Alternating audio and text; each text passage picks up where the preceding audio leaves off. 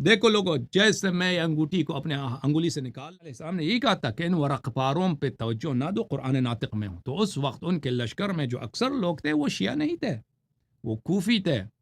وہ ابو بکر عمر کو خلیفہ مانتے تھے، عثمان کے وہ مخالف تھے، معاویہ کے مخالف تھے، امیر المؤمنین علیہ الصلوۃ والسلام کو وہ برحق حاکم وقت مانتے تھے.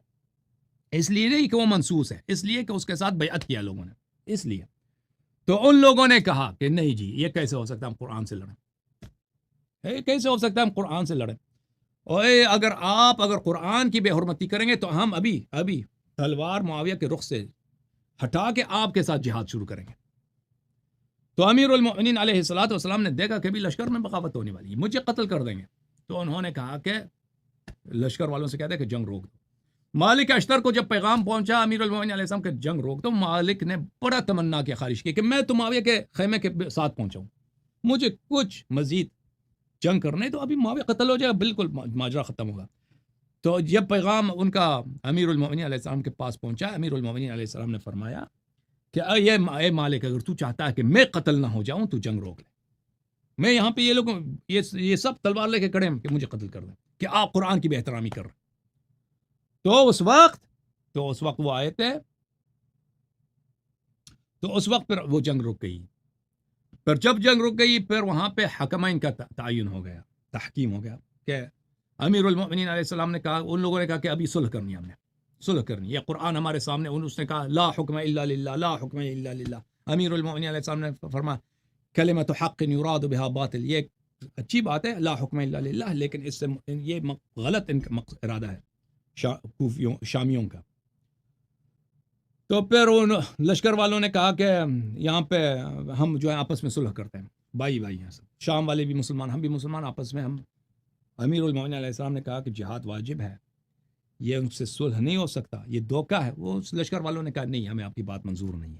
جب وہ قرآن کو سامنے لا رہے ہیں، قرآن کے ہم کیسے بے حرمتی کر سکتے ہیں، تو صلح کر لیں.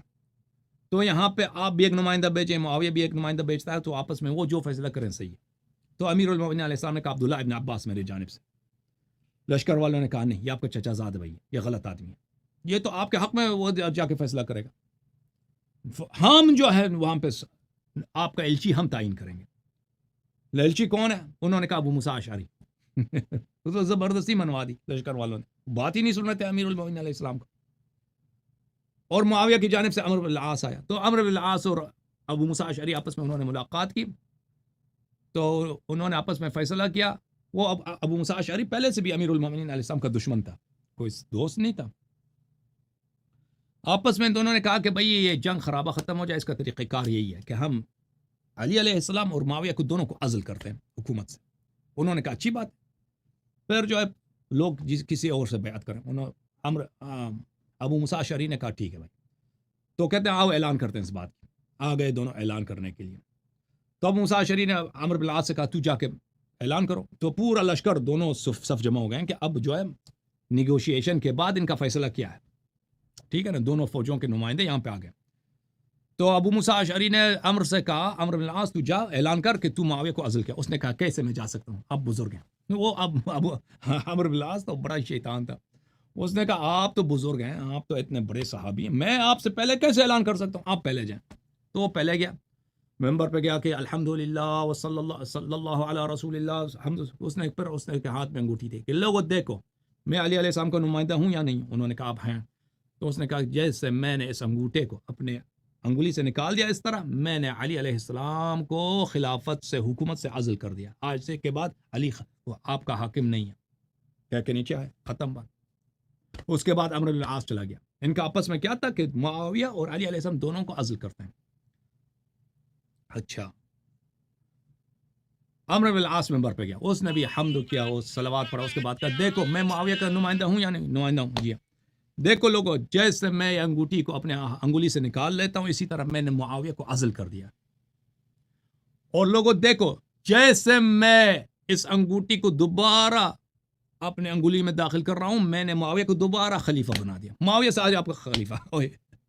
اس نے اس طرح فراڈ کیا اس کے ساتھ، ٹھیک ہے نا. اب جنگ بھی رک گئی ہے. اب لوگ کنفیوز ہو گئے کہ یہاں پہ کیا ہو گیا بھائی مجمع والوں کو. وہ ان لوگوں کو یہ سمجھ آئی کہ آپس میں انہوں نے دو ایلچیوں نے معاویہ کو واقعاً خلیفہ بنا دیا. کیونکہ اس زمانے میں کوئی وہ تو سسٹم تو نہیں تھا انفارمیشن کا کہ پروپیگنڈا کو کیسے ختم کیا جائے. تو لشکر میں یہی ہو گئی. تو لشکر والے دو ایک دوسرے سے الگ ہو گئے, جنگ بھی رک گیا. کب معاویہ جو ہے صحیح امیر المؤمنین علیہ الصلوۃ والسلام نے کہا یہ سب جھوٹ ہے بھائی, میں نے یہ تو نہیں کہا تھا, ان کو یہ حق بھی نہیں تھا.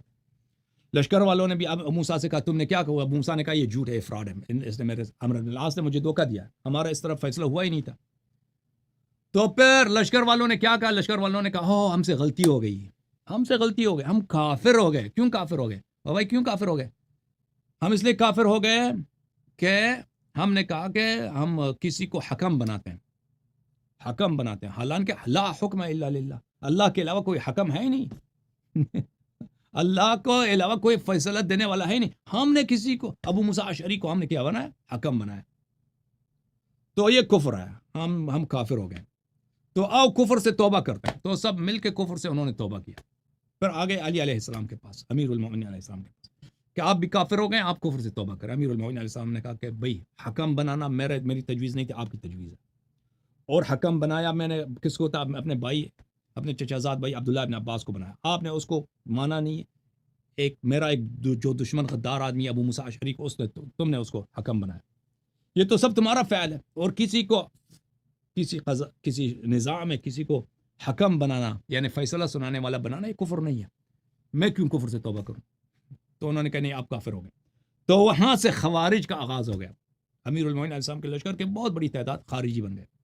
ٹھیک ہے نا. تو یہ وہ داستان ہے صفین کا.